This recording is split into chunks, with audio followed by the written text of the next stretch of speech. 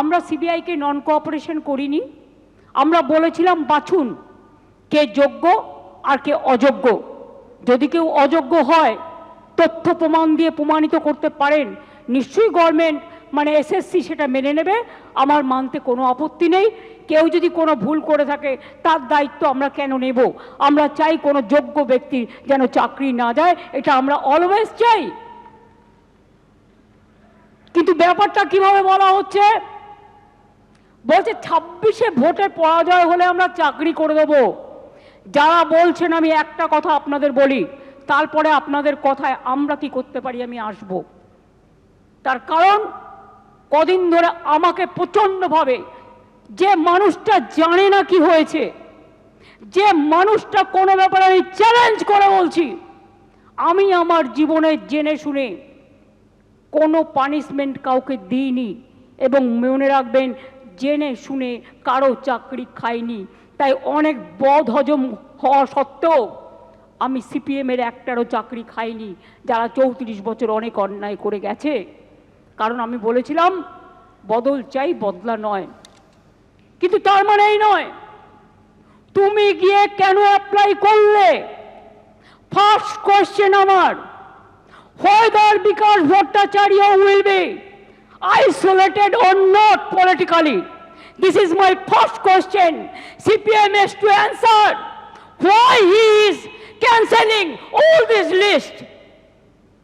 আজকে বাইরে আমার নামে বড় বড় কথা বলছো, আমি তো করিনি। আমি তো চাকরিগুলো দিয়েছিলাম, আমার সরকার দিয়েছিল। একটা দুটো কাজ করতে গেলে ভুল হতে পারে, সে ভুল সংশোধন করে নেওয়ার জন্য তুমি প্রশাসনকে সময় দাও, তা তো তোমরা দাওনি। Right to make blunders, Netaji Subhas Chandra Bose বলেছিলেন ভুল করাটাও একটা অধিকার। যদি কারো ভুল হয়ে থাকে সেই ভুলটাকে সংশোধন করার দায়িত্ব কার? কোর্ট যদি প্রশাসনকে দিত, কোর্ট নিশ্চয়ই কোর্টের কথা মেনে প্রশাসন সেই কাজটা করতে পারত।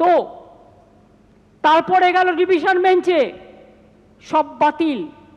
আমার মনে আছে সঙ্গে সঙ্গে আমি এডুকেশন ডিপার্টমেন্টকে বললাম, সব ভালো ভালো লয়ার দিয়ে 2024-এ আমি দুর্গাপুরে মিছিল করছি ইলেকশনের সময়।